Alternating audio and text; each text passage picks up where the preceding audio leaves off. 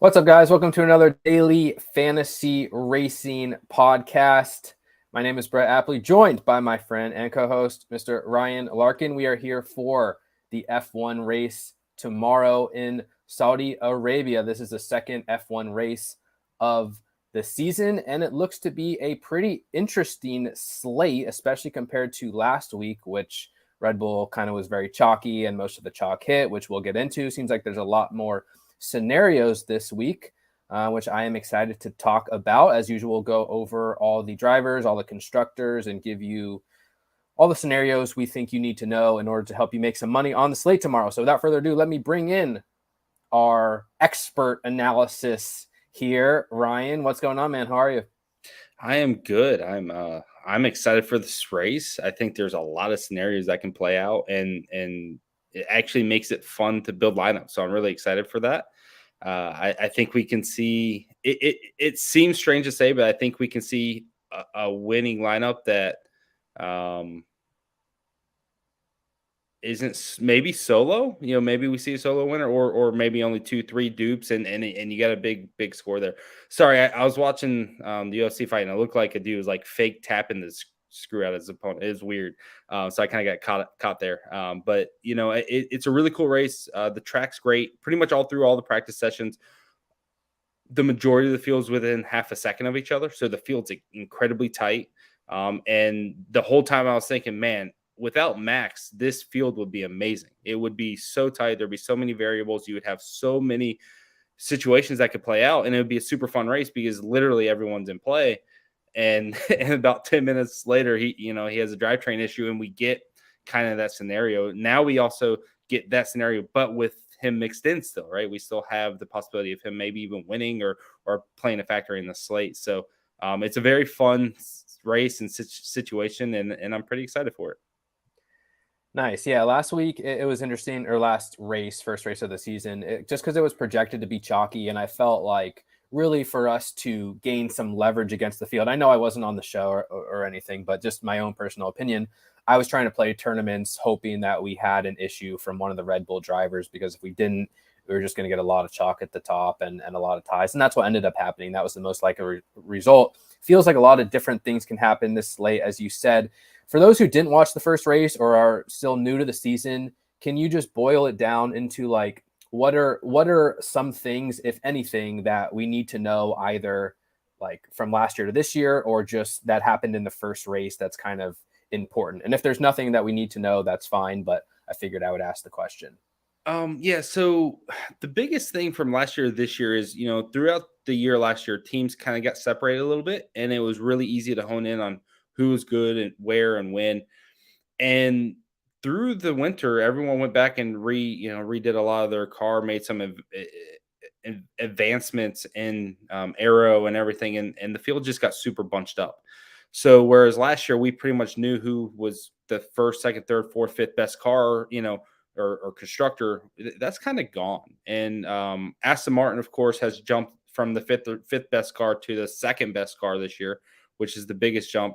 And then Red Bull took the best car and has made leaps forward ahead of everyone else, which a lot of that's just on the back of Max being phenomenal. I mean, Perez, Alonso is probably within a tenth or so, couple tenths of Perez, and then Max is half a second better than everyone. So that's more of just having an all-time great driver in the best car, and he's just separating himself, which is what we saw last year anyway. So that's carried over.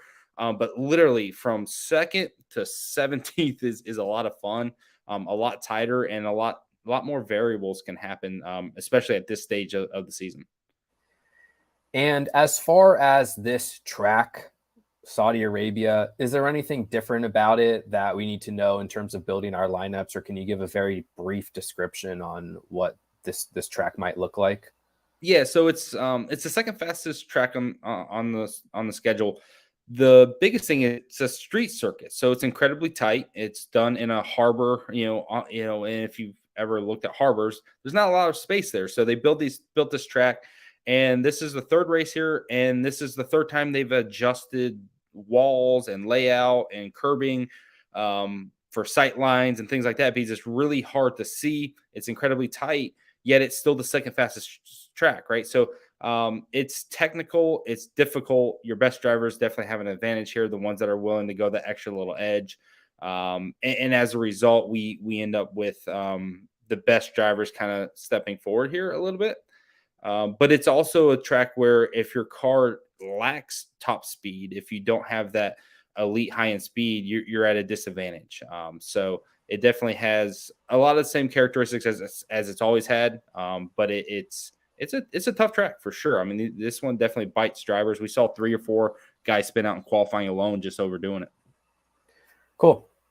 Well, let's get into the drivers here. And interesting, just looking at the odds, there are really 3 drivers that have a legitimate shot to win. I'm just looking at FanDuel odds here. Sergio Perez, who starts on the pole, Verstappen, and Fernando Alonso. And the Red Bull drivers are a step ahead. They clearly seem to be the best team this year. Verstappen, obviously the most expensive driver at $14K. Perez, $11.2K. Red Bull is going to be a big part of the conversation every single week. But what's very intriguing this week is that Verstappen, who seems to be the best driver in the field, is starting 15th while his teammate is starting first. And it's really intriguing just me thinking about it off the top of my head.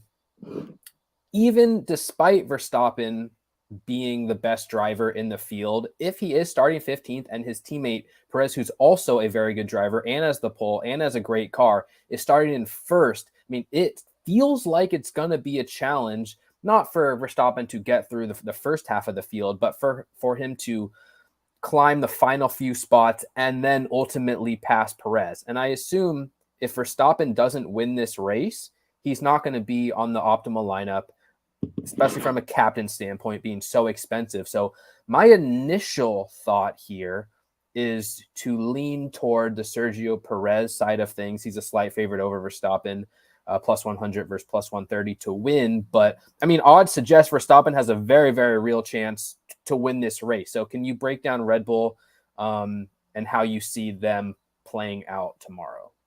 Yeah. So Red Bull are the clear best car. They have the best top line speed. And it's kind of a situation that we've seen a lot over the past year or so with this car is that Red Bull has the straight line speed and they're really good in sections 2 and 3 here at Saudi Arabia as a result. Whereas Alonso's killing it in the first sector. So there's kind of that difference of where these two teams are at. Red Bull and Verstappen specifically, Max started towards the back. I think it was at Monza or Spa. I can't remember which one. Started like 13th or so, won the race, right? He also had a performance like that at Hungary where he drove through the field and won the race. It was like Hungary, it's such a hard track to pass on. I fell for this. It's such a hard track to pass on. And then Ferrari screwed up strategy and then Max won the race. And it was kind of, he won it going away. It wasn't even really close.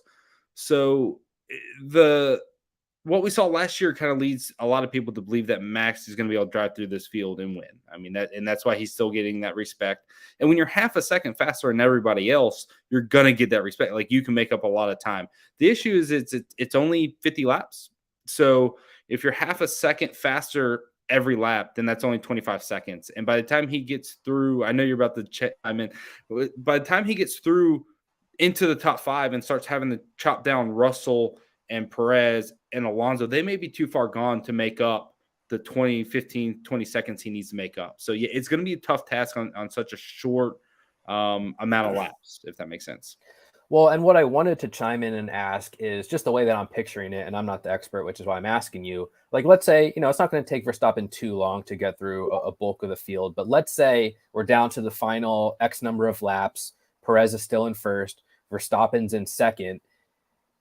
Is Verstappen really going to try to push the limit to get past Perez? And I mean, I know it's in his competitive nature to do so, but obviously Red Bull's going to want a 1 and 2. If you're going to let Perez win any race, it's going to be when he starts from the pole and, is leading. It's not like they have to push it this early in the year versus, for example, Fernando Alonso's in first, and obviously Verstappen's going to try and take him out. But I just feel like it's setting up a little bit better for Perez. Well, where maybe at this point in the year, it's so early, Verstappen already won. Verstappen may be okay to not put full pedal to the metal, if that makes sense. Yeah. So historically in F1, whenever these situations have arisen, I guess you should say, their team orders kind of come into play, and they make sure that the lead horse and the team kind of banks the points. I don't think that's going to happen necessarily. I don't think Perez is going to move out of the way. But Max is not one to accept second place. He is not one to just sit there and say, "Hey, yeah, we're going to settle here and finish 1-2." That's not typically what he does. So that'll be interesting to see. Yes, there's a lot of validity to what you say. Is like literally just take the 1-2, don't push it, and secure the points from a Red Bull perspective. But Max is different. Max likes to get every win he can, right? At the end of the day, he's chasing all-time greatness. He's chasing the all-time wins lead, and every one of these races he doesn't win to give to Perez, is one less that he's going to have. So I feel like egotistically, he's not going to play that game. He's going to go for it. But it's going to be tough. I don't think he'll get there personally, but if he does, I expect him to go for the win. If he drives through the field and the win's there for him, I think he goes for it. I still think Verstappen and Perez are going to be two of the most chalky drivers on the slate. Obviously, like, you can take chances on Verstappen as your captain, but it feels like, your construction's a bit more limited. So considering we have Perez, who's cheaper, who I feel like has a little bit better chance to win, and it shows it's reflected in the odds, and he may even be a little bit lower owned. I'm inclined to lean that direction. Like, I guess, how much Verstappen do you plan to have in your portfolio? Not much. I think in this race, I think I just kind of want to try to go elsewhere, mainly because the salary in the Red Bull situation pretty much make it so even if he does kind of win, he's not going to get the laps led, but he is going to get place differential points.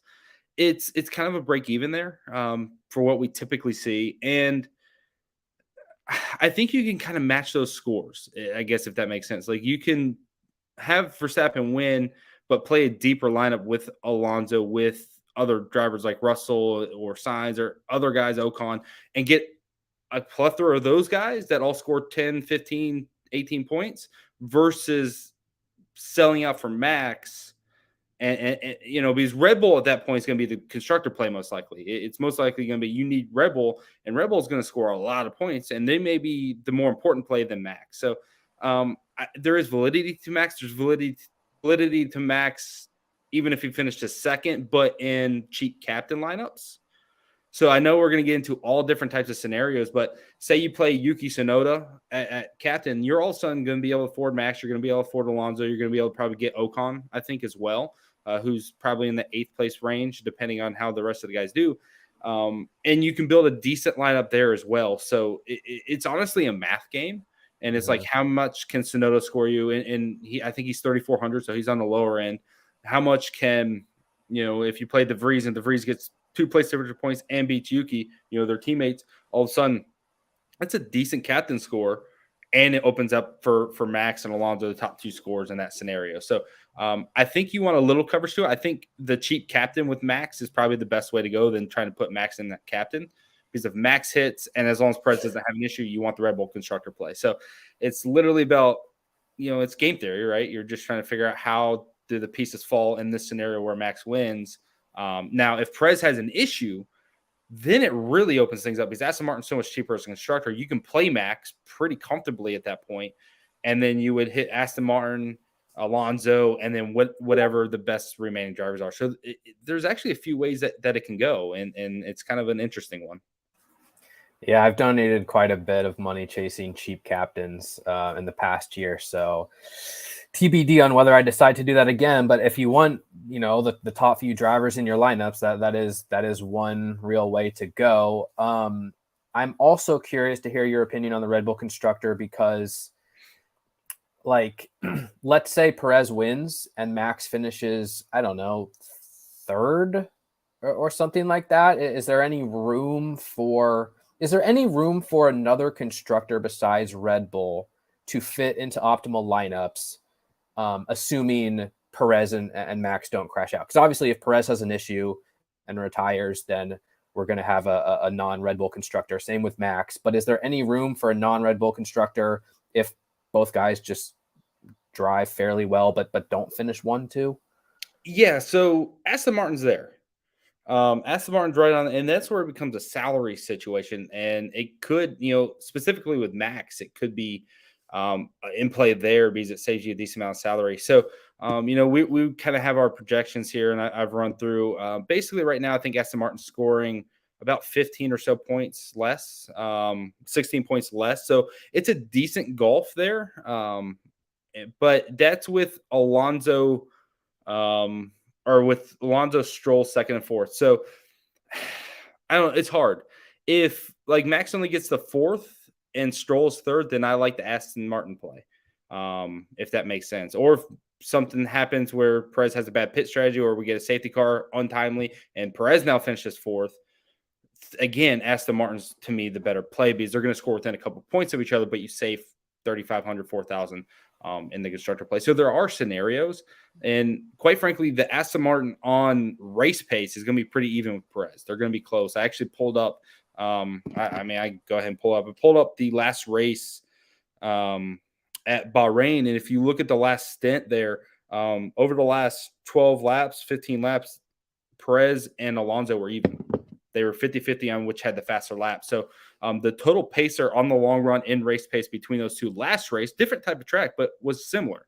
And I think that's going to be the case again in this race as well. So if Perez literally just has a bad stop or gets caught out, I think it's possible that he just finishes fourth and then Aston Martin's coming to play. Because remember, for constructors, when you get two cars on the podium, you get a bonus there. There's extra points for getting both cars on the podium. That's really the difference right now in projection between Red Bull, who I have both cars on the podium, and Aston Martin.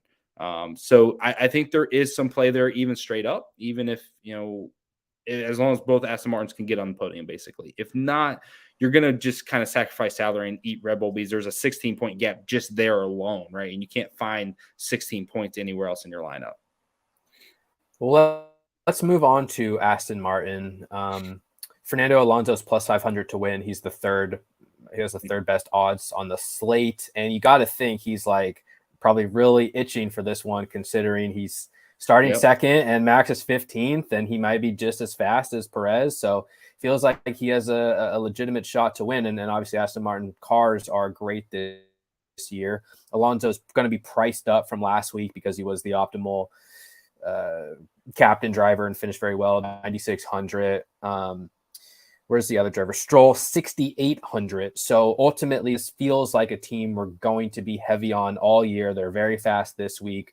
Stroll seems like a kind of elite leverage play every single week just because he's so much cheaper than Alonso. And if anything happens to Alonso, or just, I guess, well, Stroll's probably not going to outdrive him, but if anything happens to Alonso, Stroll's has a very, very good chance of being on the optimal lineup. Mm-hmm. What do you think generally about this team? I mean, do you think Alonso has a legitimate shot to win? And then I guess how much Stroll are you considering playing at this point? So, yeah, I think Alonso has a very legitimate chance to win. I think he's I don't want to say it's 50-50 with Perez, but I would say 65-35, which considering Red Bull has such a stout car, I think that's pretty close. And, I know I covered this a little bit last week, but that's because the Aston Martin's chief designer now is from Red Bull. He literally took all their secrets and built a car similar to theirs. It's like when you have the notes for the test at school and you just write them down. And now it makes sense. Yeah. So, that's really where it comes from. And that's how it's worked out. They basically copied the Red Bull because they had all the stuff at their disposal. I think Alonso on race pace is going to be similar to Perez, and as a driver, he's better. So he can will it, to a good finish. Then there's, if they just have good strategy, if they just undercut him at the right time or whatever, if he gets the lead, I think he has the ability to hold it. The issue becomes is in the DRS range, Perez is going to be so much faster because the Red Bull is elite, in that top speed, in those top speed sections. So it will be a cat and mouse situation there, but I do think he has a chance. I think he's legit in play there, even straight up against Perez. The issue then is, can Verstappen catch him or not? Other scenarios. The good thing for Aston Martins is they run Mercedes power units, right? Their Mercedes power units are the best on the grid. They have almost no failures, knock on wood. But I don't think Mercedes as a whole with Hamilton and Russell had a single engine failure last year. And then that trickled down to Aston Martin, who almost had zero reliability issues and so on and so forth. So whereas Ferrari teams have struggled at times, even Red Bull obviously today had an issue.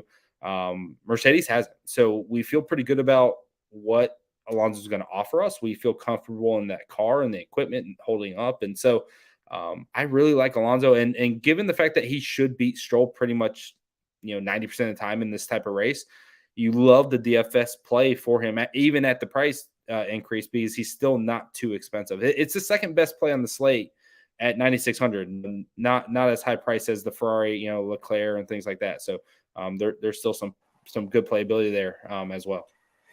So we're definitely playing some Alonso at captain, assuming he wins, and potentially even if he finishes second, there's some captain room there. Maybe. I guess I want to ask you, like, let's say, like, if Alonso finishes first or second, he's probably in the optimal lineup one way or the other.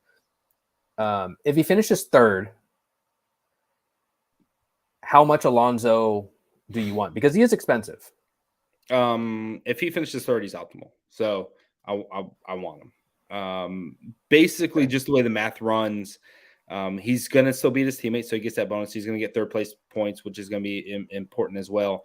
There's not really anyone that can match him unless like Ocon finished fourth, then he can match him points wise. But where would you want him to finish and continue what you're saying? But also, where would you want him to finish to be captain? I don't know the answer to that. And we didn't really mention this at the top as well as maybe we should have, but there's a lot of scenarios. There's a lot of different ways the slate can go, and running all the scenarios, I found Alonso, Captain Perez, Captain Cheap, Captain Max. Like, I found a lot of scenarios, and I have, even though the 20 different lineups I ran, that's not covering everything, and they're all within a few points. So, I think because of pricing Alonso still being cheaper than Perez, I think there's even a case for him finishing third and Perez winning in perhaps Alonso's optimal. That really comes down to that mid-range and the cheaper options. Maybe if you play Alonso, Perez, you can afford Russell, who finishes fourth or fifth, right? So that'll come down to salary considerations. But second place Alonso is a great spot. That's where I really, really want him to be, especially if I'm playing him as captain. If both Red Bulls finish ahead of him, in a Perez win, Alonso, you probably want Perez at captain Alonso as a flex play. If Max wins, then Alonso jumps back into a captain situation with the Max win, or then it's also your cheap captain potential as well. So there's a few different ways you can adjust off of that. And I mean, also in terms of the constructor, this is the other main constructor I think we're probably looking at. Like, what if, let's say,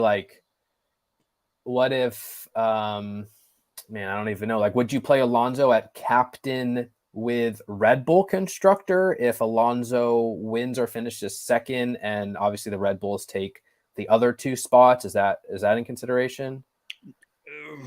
It depends on where Stroll hits, but no, to me, if Alonso's winning, you're playing Aston Martin. Because presumably Stroll's finishing fourth or fifth in a normal race, right? If something happens, that wouldn't be the case. But as long as Stroll gets the fourth or fifth place finish that he should, then Alonso's first place points is going to offset the podium bonus for those two. And then Stroll, they're going to score about the same. I think it's within 2 points. I ran that scenario as well. I think it's within 2 points. And then at that point, the price difference is massive. It's mega. So now there are scenarios you do want to build for that. You want to build for that more, though, that Stroll has an issue than necessarily, and that Stroll issue may just be finishing sixth. Well, and I mean, it goes back to Red Bull. And we're spending a lot of time on these two teams because they're important here. I mean, let's say Alonso has an issue. Can you put Stroll at captain because he potentially could finish podium?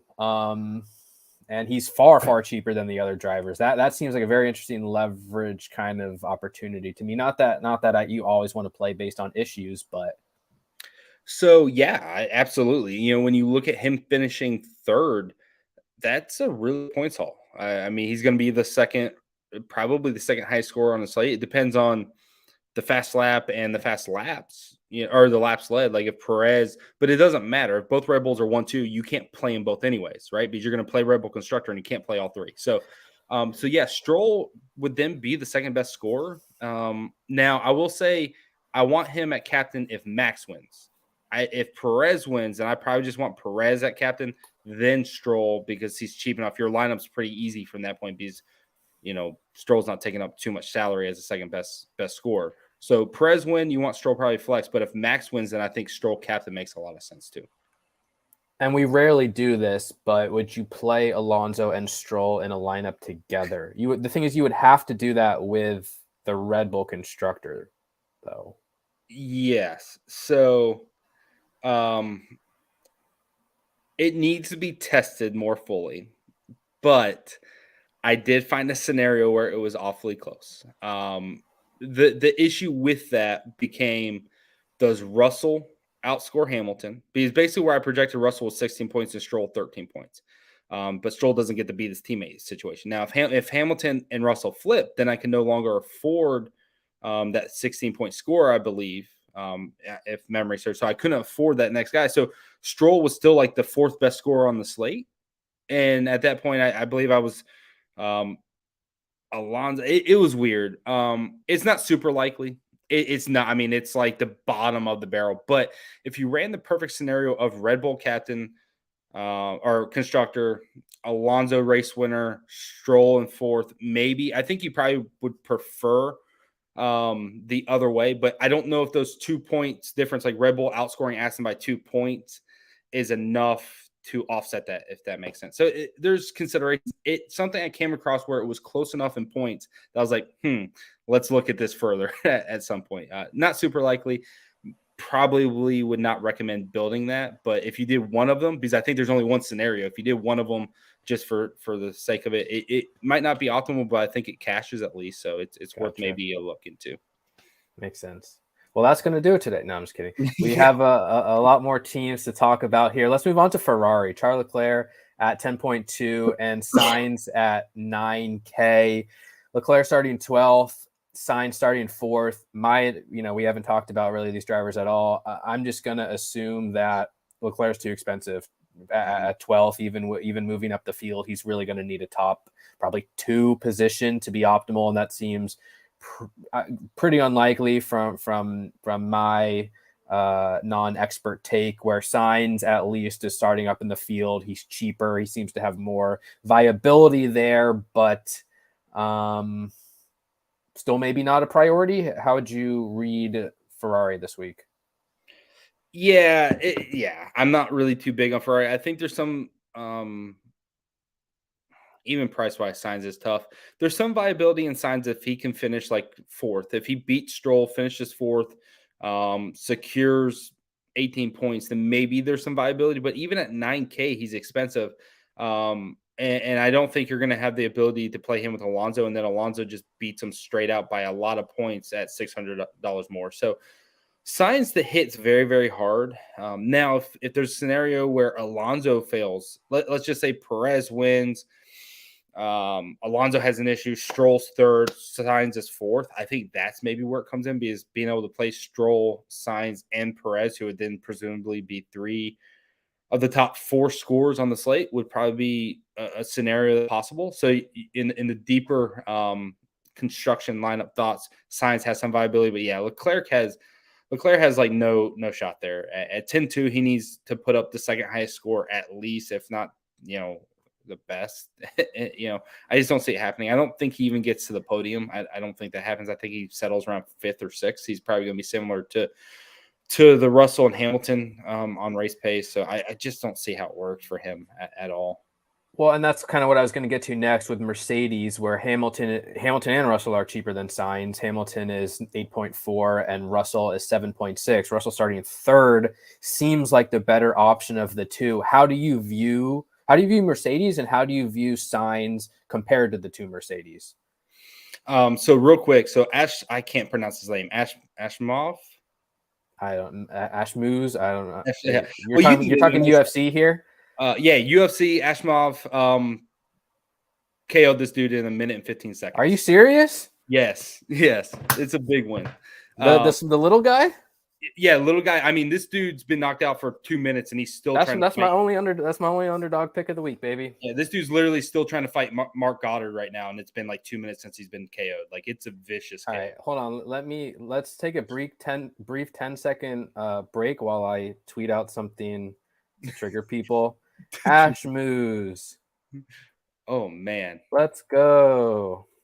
Holy my I'm gonna God. be And pissed then if it's actually Patterson who won, because then it'll I should have done it to you. No, and then on the previous one, Mohammed Makaev, is that how you say it? Mokayev, yeah. Makaev. Um, last minute rear naked choke got the win, but he literally got his knee. The Fial got a knee bar and almost finished it. His knee is jacked. Like after he got up from the rear naked choke, he couldn't walk. Type deal. That fight was kind of crazy too. I know I'm watching and you're not, but yeah. I mean, that was a vicious KO. Yeah. Wow. Well, that makes me feel good. Now I'll hopefully be able to break even. Yes! So sorry, did we cover how you view Mercedes? No, we can jump kind of to Mercedes because they kind of all fit into this. So I do not rate Carlos Sainz. I don't think that's new. I think everyone kind of knows that I don't think Sainz is very good. I think he's about a 10th to 12th place driver on the grid in terms of talent. And that's what makes him the perfect, number 2 to Leclerc, right? Like, he's not going to challenge Leclerc much.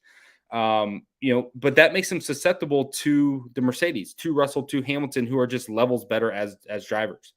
And so where they're starting, Hamilton struggled this weekend, and he struggled here last year. I think Hamilton may not be able to get him, but I think Russell beat Sainz in this race. I project it for that. I project Russell 5th, Sainz 6th. For what it's worth, not that I expect either of these drivers to win, but Russell's 2,800 to win, plus 2,800, and Sainz is plus 5,000. So odds, yeah. which is only one driver worse. Where Lewis Hamilton, I guess Leclerc's plus 4,000. Sainz and Hamilton are plus 5,000. So odds are favoring Russell a little bit here. Think about that. Leclerc starts 12th after the grid penalty, and he's still got better odds than Sainz. Like that, even the lines makers are like, this dude sucks. I just think it's a situation where if Sainz could hold that 4th place, he's kind of in the running. You can make scenarios where that works. That's what you're hoping for that play. I do not think he outruns Stroll, and I do not think he outruns Russell, but Stroll can easily, this is a super tight track. Any of them could put it in the wall, and all of a sudden, instead of being 5th, he's 4th, and he's in that conversation. If Verstappen just doesn't get going, maybe Sainz is better than Stroll and Russell in the race, and he's the 3rd best car, and Verstappen just can't get to the front, then Sainz could be on the podium outright on pace alone. That is 100% in the card, so you should build for that. In which case, can you afford Alonso at captain and Sainz and Perez? Can you do it? And does that mean you want to play Aston Martin to play down?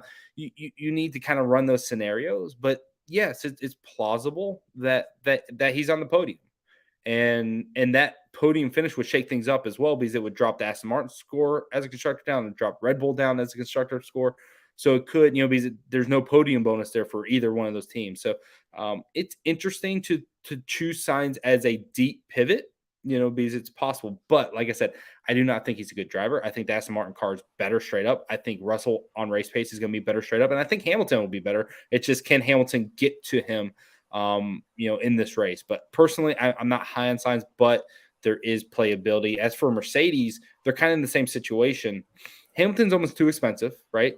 Like Leclerc, he's almost too expensive. He'll need an issue from Russell. He'll need an issue from Russell, who's looked faster all weekend, and he probably needs a podium, which isn't likely. So I'm not a big fan of Hamilton in this race. I would love for him to get a podium, and if he does, all of a sudden it's a big shakeup because he gets place differential points. He'd get place differential points and the podium finish and beat his teammate. He'd have a good score at that point, but it's not super likely. I project him to be pretty low owned too. I doubt people really look to Hamilton on this slate. Very low owned, but you're sacrificing somebody to get there. So I'm not sure, without finishing on the podium, he's useless probably. Russell's cheap enough though, where he comes in and you can fit him into lineups. I know I built I hate giving out the complete lineup, but it's Alonso, Perez with Russell. And then you just mix and match cheaper teammate battles, right? The Haas, the AlphaTauris, those type battles, you mix and match them. Maybe you put in Logan Sargent, maybe you put in some other guys. But those were easy to build. with Russell involved. So you can have Russell finishing 4th or 5th, scoring well, being one of the top 5 scorers on the slate. Also with Alonso and Perez, so he's cheap enough to fit into those kind of builds. So Russell has some viability in the slate. I think he's more likely than Sainz to hit. 1 because of salary, and 2 because I think he's going to be better in the race. And so I like Russell as a GPP play. And I do think he'll be popular. Unfortunately, just the price tag plus you got the 3 starting next to him. I feel, but he rates out well. Not someone I'm like, oh, I want to be so much overweight to the field, but someone you kind of just got to have coverage of. I think a little bit. Yeah, it's definitely plausible. Any other notes on Mercedes? So I would say the only other thing that needs to be covered is we talked about Aston Martin, we talked about Red Bull constructors. We didn't talk about Ferrari or Mercedes. Neither one of these are great plays. And the biggest reason is because when we look at last year when Mercedes was the 3rd best constructor and were optimal, it's because both a Ferrari and a Red Bull had an issue, but there also wasn't a 4th team to kind of insert themselves. So they were able to finish 3rd and 4th, right? Whereas now you got 4 teams kind of in this range. So Sainz could beat Hamilton and kind of upset their score versus the race winner. And it's not as plausible as it was last year. But I think Mercedes is probably more likely to be that number 3 pivot option as a constructor in hopes that like 1 Red Bull and 1 Aston Martin fail to finish. And then you have that number 3 option. I think Mercedes is more than likely the 2 that you would say, hey, 2 of their cars can finish in the top 5 and maybe outscore or be of more value than Aston Martin or Red Bull. So if you're playing Mercedes, you're pairing them with Russell almost certainly, because you would need both drivers to finish high in the field, and therefore Russell's probably going to win that teammate battle. Yeah, I mean, Lewis is only 8,400, so it's not like a huge jump in salary. It might be possible. If Hamilton beats Russell, it probably shakes things up. But I know it was harder to get to him. But again, so the Haas drivers in the scenario I built with Russell are 800 apart, and that's the difference between Hamilton and Russell. So if I can build with Hulkenberg, who's 4K, and Russell, then I can also build with Magnussen at 32 and Hamilton. So it's not like you can't build that. It's definitely in the cards, but Hamilton has to beat Russell at that point. And then I need to verify the salary for Mercedes versus. So Mercedes is actually cheaper than Aston Martin too. So if you're dropping from Aston Martin to Mercedes, then you gain another 700. So I probably need to backtrack what we said on Hamilton a little bit, because if you're playing the Mercedes constructor, you're gaining extra salary there. You have ways to build with other cheap drivers to afford them with an Alonso and a Perez, or even possibly with a Max and Alonso, or a Max with Stroll, or depending on which drivers crash out, right? Like there are scenarios like Perez, Stroll, Hamilton, Mercedes is easy to build. Like that's totally affordable. So I actually think there's some viability with Hamilton in those scenarios if that's how you're building. But he's a pivot off of Russell. Russell should be the top favorite in that teammate battle out the gate. But Hamilton's fine. If you ended up with the Hamilton lineup, I'm not going to look at you like you're stupid. I think you're playing a good pivot at low ownership, honestly. All right. Fair enough. Let's keep moving down the board. Up next, let's talk about Alfa Romeo. We have Bottas at 6.4K and Zhao at 4.4K. Bottas starting 14th, Zhao starting 11th. Bottas would really have to find his way up the field. I mean, maybe there's viability there just on place differential points, but starting 14th seems like a little bit of a challenge at 6.4K, whereas Zhao 11th, I mean, if he can just hold on and win the teammate battle at 4.4K, he's going to be one of the cheap drivers that ends up optimal. Am I reading that situation correctly? Sorry, for anyone who's watching, I'm sorry. I have like a head cold throat thing going on, so talking a lot is making me cough. But yeah, you're reading that perfectly. I mean, Bottas is still pretty expensive, more expensive than he should be. He had a great start last week, so he was able to get a really good finish because his race start was phenomenal, and then they had a good solid race. So he scored well, scored a really good finish last week. But speed wise, he's not that good this week. He was I think he was last in FP2. He was 20th. And then he goes out and qualifies worse than his teammate again. Zhao has struggled to put together races, so there's concern there. But if Zhao beats Bottas, and he's sitting on 6 points at 4,400, which is good, that's a good start. But there's also 3 or 4 plays cheaper than him that are also going to match that most likely. So it's not like, hey, Zhao beat his teammate. He's a great play. Where Zhao really enters the equation is if he can crack into the top 10 somehow. If he can finish 9th or 10th, he's going to get an extra point or two. That's probably his best scenario to work out. But it's not like I'm going super heavy on him in the thoughts that he beats Botas, because at some point you have both AlphaTauris who can match that, and probably one of them will.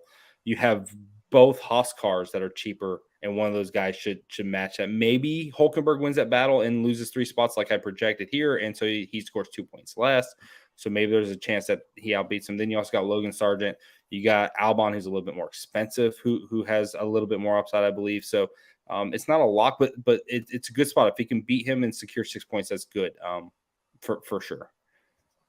And I mean, as far as the odds that Zhao beats Bottas straight up, I don't see it online right now, but like it's do you consider it a 50-50, or do you think Zhao legitimately should win this matchup because he's a little bit starts a few spots ahead, even though Bottas is clearly a very experienced driver? So I don't know. I would lean Bottas just because this situation arose a lot last year, and Bottas would still beat him.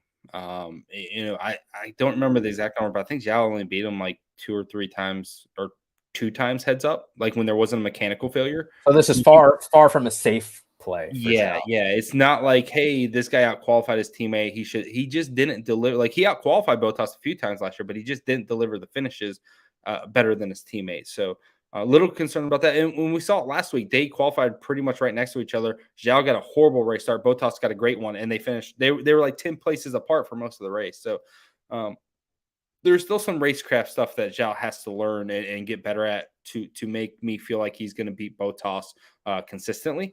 But he does have a good little advantage here. He has been faster all weekend. So yes, I believe it's possible. I believe it's viable, but I don't think it's super likely. I think it's a 50-50, or maybe I lean Bottas still in that battle.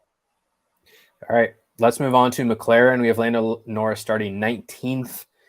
Piastri starting 8th at 4,800. Norris was 6K. Mm-hmm. This team did not look good to start the year. I know there's a lot of hype on Piastri, and this probably seems like the race for him to have success, considering he starts 8th and his teammate starts 19th. Was that just an issue in qualifying for Norris, though? Yeah, so the final corner is like a pretty tight, I want to say like 130, 140 degree angle. Like you're trying to turn back up track, and he just clipped the inside wall trying to hit the apex to trying to cut the apex as much as it could, right? So he made a driver mistake and didn't get to run a good lap in Q1. So he starts at the back. Hard. Like, obviously, I think Piastri wins this battle given the scenario. Starting 8th versus 19th. I mean, that you should win that battle, regardless.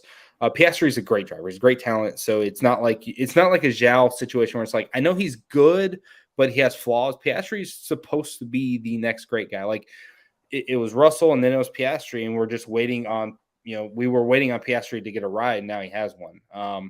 The issue with the Piastri play is that he's 4,800. So I don't know why he's more expensive than Zhao still, or some of these other drivers. Based off of what we saw last week, he should not have been. He should be in that under 4K range. But here we are. He's 4,800, so that limits him. And then it's going to be hard for him to take a 14th place car and finish inside the points. I don't think the McLaren's great. I think it's a good car. Everyone in this range is tight, right? It's very close. But I think he slides back a few spots. Obviously, we got Verstappen starting behind him. I think Gasly's going to be tough to fend off. Leclerc is going to be behind him. So you got 3 cars right there. So even if he finishes 11th, he's scoring -2 place difference points. So I think that should be kind of the main concern with him, is that even if he beats Norris, he has to finish inside the points, inside 10th or better, to even be in consideration. So that's tough. If he does do that, then you can start kind of the same deal with Zhao, where I'm like, I want Zhao to finish 10th to get that point, or 9th to get 2 points. Same thing with Piastri. If he can finish 9th, also I'm like, yeah, give me 8 points at 4,800. That's phenomenal. So there's some viability there, but what's the likelihood? And then you got a rookie driver making the second ever F1 start on a very challenging track. So a lot can go wrong. It's obviously a bad floor play for sure. A bad floor play that actually eats up some extra salary too. So not super high on that type of play, but he's viable and it could happen. Is it you need to lose 3 spots to lose DraftKings points? You lose 3 spots, you lose 2 points. Lose 5 spots, you lose 3 points. Mm-hmm. So if he loses 5 points, if wow, that was worse. So we need 10th. We need a 10th place Yeah, you position need to keep him in the points. at least 10. But keep in mind, if we just listed 3 drivers that we think beat him, if one of the top 10 then falls out, he's finishing 10th. So, like, if he's running 11th and one of the top 10 has a mechanical issue, which obviously happens a lot in F1, or crashes out, which this is a track you can crash out on for sure, because it's challenging, he can easily finish 10th, even if he's the 11th or 12th place car. So, we shouldn't be like, he can't do it because he's going to get passed by those 3 guys. It's more like, okay, does Zhao get him? Does Bottas get him? Because Alfa Romero looks pretty decent. Is there a really good strategy from Albon, like, we saw last year? There's other variables that can go into it as well. And 10th would score what? 10th would score 7 points at 4,800. So it's it's 1 better point, than the 6s. Yeah. Yeah, it's 1 point better than the 6s, but is the extra 800 you have to spend over Hulkenberg or someone else worth it? Is that, Right. that for 1 point? Now it could be. Right. I mean, we've seen these F1 slates literally come down to half a point, but I don't know. Yeah, It's I mean, and still, like, tight. It's tight. It's from tough. From my expert eye, I'm not sure I want to be too invested in just McLaren's as a whole. It just doesn't seem like there's much upside here. Where yes, there is a situation. Piastri should win the teammate battle. He should score fine. He's a fine play, but not necessarily running to the window to lock him into my lineups. I guess. Yeah, would be my take. I think that's a good way to look at it. Like, you're gonna have to talk yourself into playing him. There's viability; it could work out, but it's hard to do it.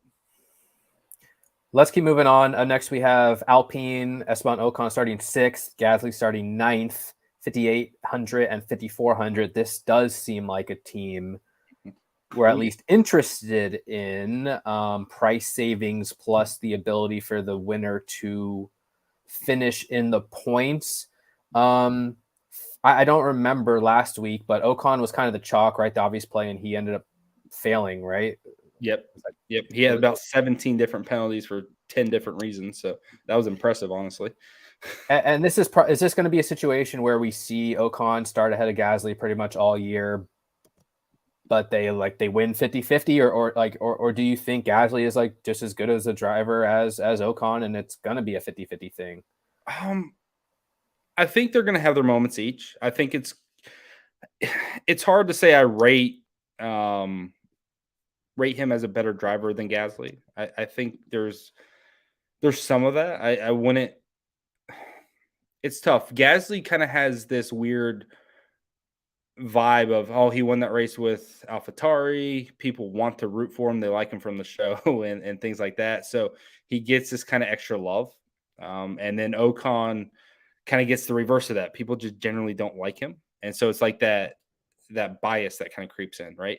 I think Ocon on pure pace is probably slightly better. And Gasly had a lot of great qualifying performances that really boost his stock with people.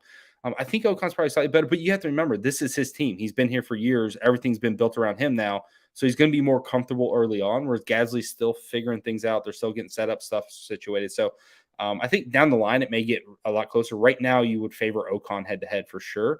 But Ocon also makes a lot of mistakes. He's a mistake-prone driver, kind of like Lance Stroll is, kind of like some of these other guys are. So to see Ocon crash into someone or make a mistake or get hot-headed and race his teammate Alonso for no damn reason at Hungary, or any of the other things he's done that have been stupid, that can set Gasly up to beat him and make him the better play, just like we saw last week. So I mean, is this a situation where we're like locking and loading this team, and the winner of this team is going to score a bunch of points and be optimal, or are they a little too expensive? It's close. So price-wise, they're actually great. 58 and 5,400 is really, really good. The issue is you're paying up a lot for Red Bull or Perez or Alonso. Like, those guys are still at the peak of the salary situation. So it depends on what you get with them and kind of how it builds. Like right now, I got a Perez, Alonso, Ocon built, and I have Albon, Hulkenberg, and Aston as the constructor play. And I'm over 400, but Albon's 5K and Hulkenberg's 4K. So I obviously have a lot of drivers I can drop to in that scenario. So it's easy to build that. And then, Gasly's even 400 cheaper than Ocon. So I can play them, play Ocon or Gasly with Perez and Alonso, who are 1-2 in that scenario. Both those guys are cheap enough as well that if Max wins, that you can potentially get them working in the lineups. If you're playing cheap captains, I think that's going to be your number 3 with like a Max, Alonso, and then those guys. And then if Max wins, then maybe it's and Alonso has an issue, then maybe it's Max, Stroll, Ocon, and then that's how you're building down, with the 7th place finish for one of those guys. So, I think going heavy on both these guys makes sense. I think there's a lot of validity to that. I think there's some scenarios where you want to make sure you have neither in your lineup, but if because I guess my concern. Sorry to interrupt. I guess my concern is like, is there really any upside here? Because I mean, even if there's an issue with Ocon, like for example, like Gasly's a good play, but he's probably not moving up in the field too much, and Ocon may just fall back in the field and win the battle anyway. So I guess that's kind of my hesitation, along with Price. Yeah, so to me, they're the clear 5th best team. I think it's Red Bull, Aston, then Ferrari, and Mercedes, and then Alpine. So I think they're starting in that range where they should. The issue is like right now I have Ocon projected for 8th place. That gives them 10 points. That 10 points is probably optimal, or at least right there on the edge. Typically in this range last year, like Alonso, Norris, Ocon, they were all more like 72 to 66, and we needed that 7th place because otherwise they didn't fit salary-wise and things like that. Right now with the pricing, I think they can fit more into other builds, which helps. And then, but, like I said, I got them projected for 8th, which is 10 points. If Ocon drops to 9th, it kind of makes him a bad play. So literally that one position, and 8th means one of the top 8 drivers who I project ahead of them need to have an issue. Like all, Red Bull, Aston, Mercedes, and Ferrari, one of those 8 have to have an issue for him to finish 8th probably. So it's not a guarantee. If he finishes 9th, he's going to literally score 6 points, which is not enough at that price. At that point, Gasly would be the better play because if he beats Ocon, starting 9th, finishing 9th is going to score all right. Versus where Ocon has negative place differential points finishing 9th. So there's some concern with the Ocon play, and that's why I say you do want to look elsewhere. You don't want to go like crazy heavy. You want to do some other things.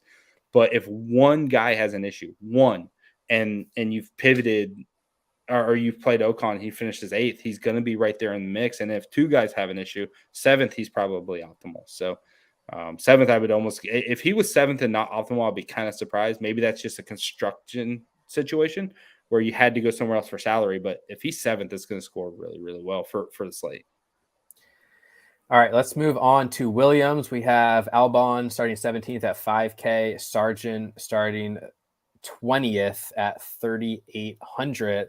I don't know too much about Sargent. Is this like a Josh Sargent situation where the coach is putting him in? He really shouldn't be on the national team, or like, is he a deserving, probably more deserving than the driver who had his spot last year? But I don't know. Does Williams have any chance to move up in the field, or what do you think? The fact that you talked about an American F1 driver by bringing up another Sargent who you vehemently hate, it was pretty clever. Man, you're a genius. So no, Logan Sargent probably wasn't the first choice. Like if you're going on pure resume from the lower ranks, but he was solid. Like he's a good solid driver. And in the first 2 weeks, he has not embarrassed himself. He's looked pretty solid. The issue with this week is he would have advanced out of Q1, but he dipped down, on the front stretch. There's this like painted area that you're not supposed to go to. Like it's a no, don't drop down there. It's out of bounds. And he went down there, like just trying to cut the track a little bit. He went down there and they disallowed his time. So instead of having a top 10 time in Q1, he actually finished 20th. He had a bad lap after that. And he took a car that was probably capable of Q2, if not maybe even contending for like a 10th, 11th, 12th place spot. And he's starting last. He's looked okay on speed. He's not Nicholas Latifi. He's much, much better. He's definitely in battles with those guys in that range.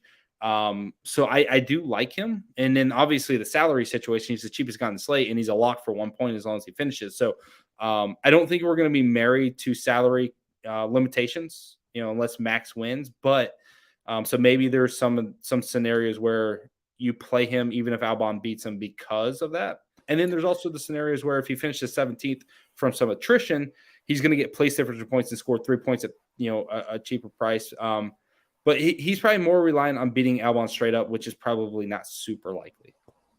Well, I mean, how much viability is there to Albon? Because The price sucks, doesn't it? yeah, that's the thing. And I mean, for him to score more than 6 points, he's going to need to gain a few spots, which seems unlikely. So is it kind of a case where, yeah, he could score okay if he wins, but again, you can hunt for upside cheaper.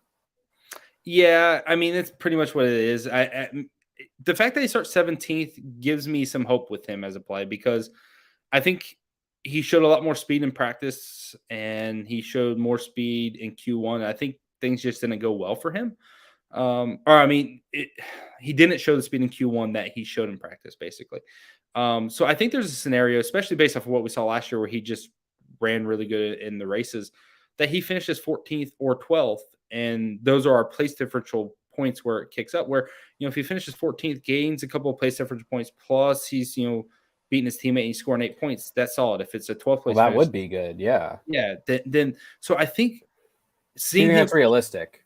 yeah, finishing 14th is extremely realistic for Albon. I think Landon Norris behind him probably beats him on pace, but then you look at what's in front of him, and it's like, yeah, he can beat Bottas. Yeah, he can beat Sonoda. Yes, he can beat, like, all of a sudden you can start painting the picture where he gets to 14th. That's not super crazy, and 1 or 2 DNFs in the top 15 basically puts him there. So I think it's very possible that he gets to 8 points at 5K, which is good. And that's where it kind of becomes, do you want Albon at 5K or do you want Ocon at 58, Gasly at 54? And then, Albon's probably safer, but Ocon and Gasly probably have that 10 or 12 point upside versus Albon's probably 8 or 9 point upside. So I think there may be a little bit more upside with Ocon and Gasly. I think you lump those three together in terms of salary situation. And so, yeah, there's viability. And especially with the way I projected it, where if Ocon finishes 9th and he gets negative differential, Albon's outscoring them if he finishes 14th. So I do think there's viability. I do think it works. I do think he can be that. I don't know if you call that like the lower mid range, but like the lower part of that mid range that can fill out a lineup at 5K and score 8 points, and that's your optimal. So I think it's possible. Yes. Okay. Let's keep moving on. We have, Sure. well, I mean, we'll see. You know better than I do, so I'll take your word for it. You've guaranteed Albon 14th or better. So let's see. What do we got next? Haas. Is that on underdog, by the way? I don't know. Maybe. Might be a way to make some money on that.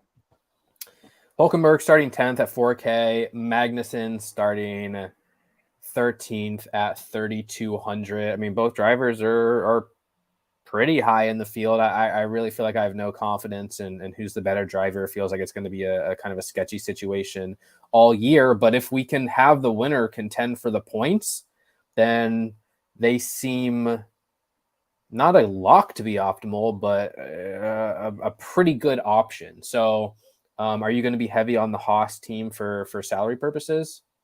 So it's hard. Yes, salary purposes, you're going to get a decent amount of exposure. The situation with Hulkenberg, it's the same thing it was last week. He overqualified last week, and then he finished 15th. He had a little issue that made him drop in the field, which definitely sucked. But he also just probably wasn't going to finish within 3 or 5 places of where he started either way. Like he wasn't going to be that strong. Starting where he does now, I think it's kind of the same situation. I think he drops a little bit. Starting 10th, if he finishes 13th, he loses 2 points in place differential, which is a concern.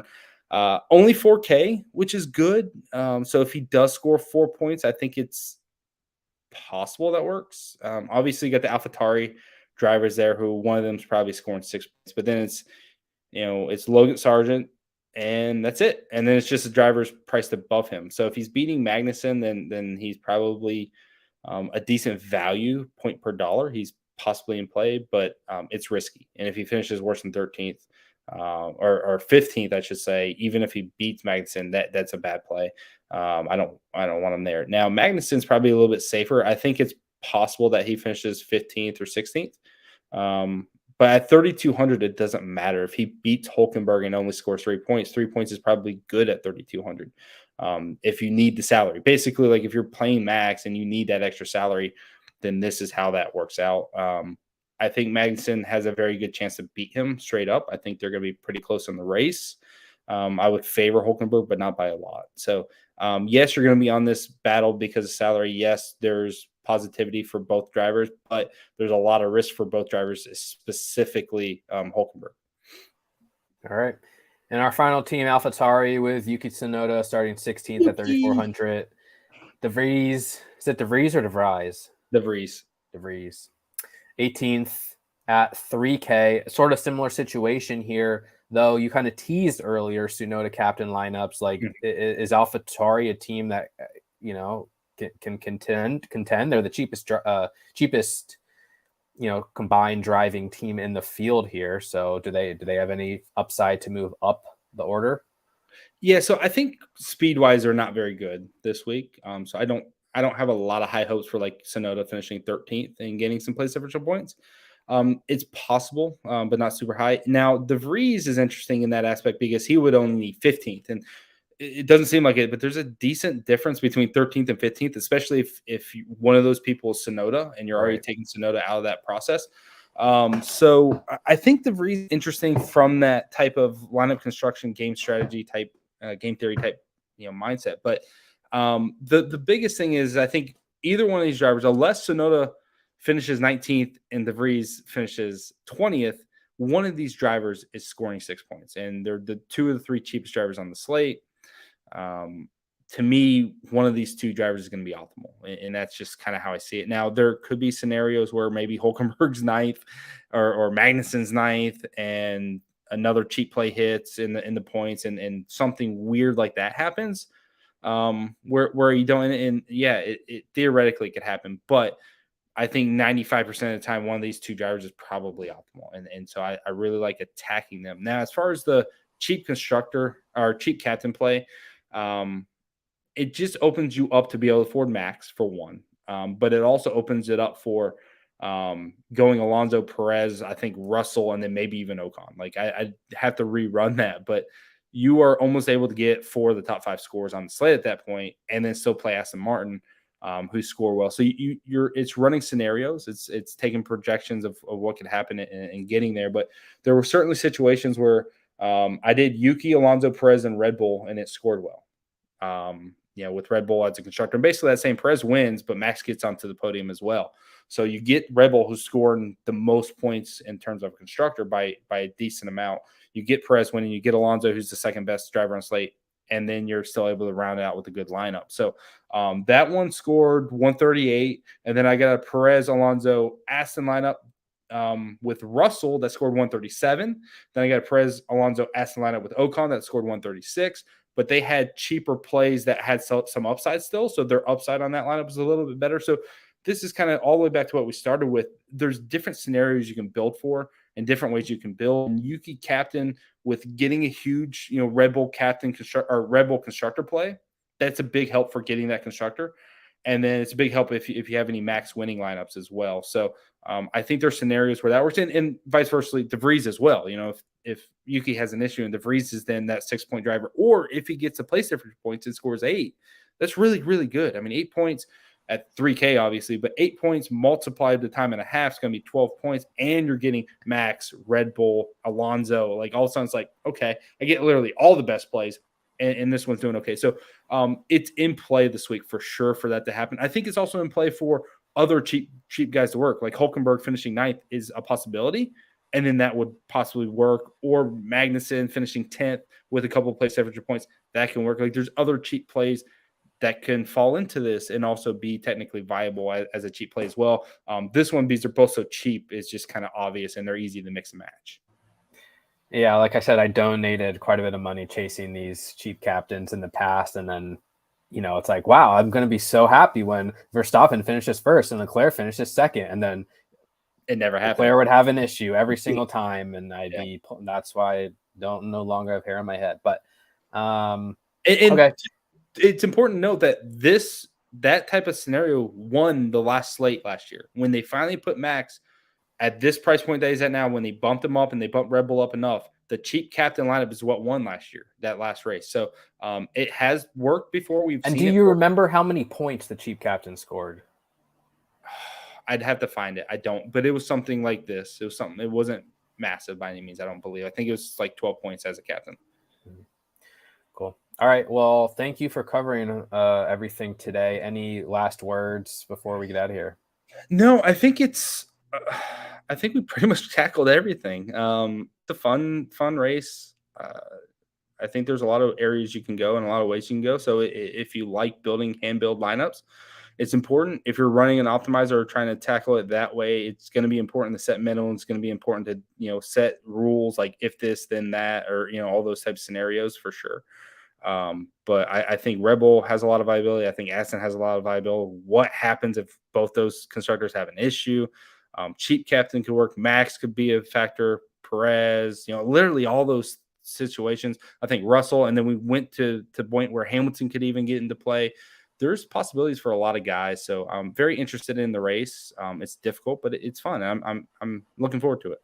What time does it start, by the way? 1 o'clock Eastern. 1 o'clock a.m. No, PM, Daddy. p.m. Cool. So we actually get to watch it. Yeah. So it's 1 p.m. Eastern, 10 your time. Perfect. All right. Well, I'll be up and I will be there. And thank you everyone for the support. You can follow me on Twitter, Brett Apley, _T_P. Follow, more importantly, Ryan here at Larkin8, DailyFanRacing.com. And make sure you jump in our free Discord as well. Got a lot of people in there just picking up this F1 season. There's a lot more to come. We also have trucks going on right now, Xfinity later today, Cup tomorrow. So a lot of racing left to come this year. Any other questions? Don't DM me. DM Ryan. He's got the answers. But and have you posted breakdowns yet? Those are still to come. Projections as well. We're knocking this out first. Projections I want to solidify, but they're done. I just haven't posted them. But that's what's coming next few hours. Cool. All right. Well, thank you, man, and thank you everyone for listening. Good luck. We'll talk to you again soon. Bye, everybody. See you guys. Thanks.